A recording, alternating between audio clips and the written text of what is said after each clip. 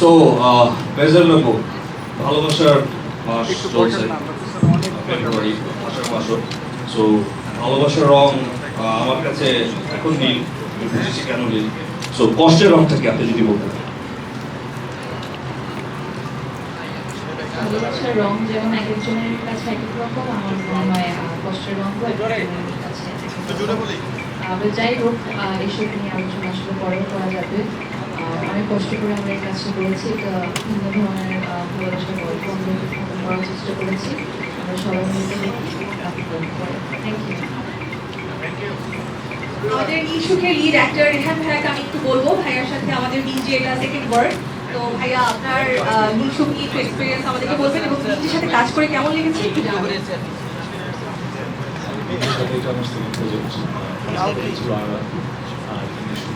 স্পিকারের সাউন্ডটা একটু বাড়িয়ে দেন। আমার প্রজেক্ট ছিল,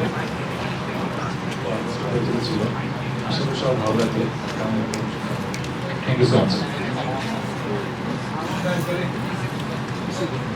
হ্যালো, একটা ব্যাপার বলতে ভুলে গেছি, এটাকে হ্যাট্রিক বলা যায়। বিঞ্জের সাথে তৃতীয়বারের মতো ভ্যালেন্টাইন্স মান্থে আমি একটা কাজ নিয়ে আসছি। ইনফ্যাক্ট তিনটা কাজই ডিজিটাল ভাইয়ের সাথে, সাইলেন্স, আরারাত গত বছর, আর এখন কিছু।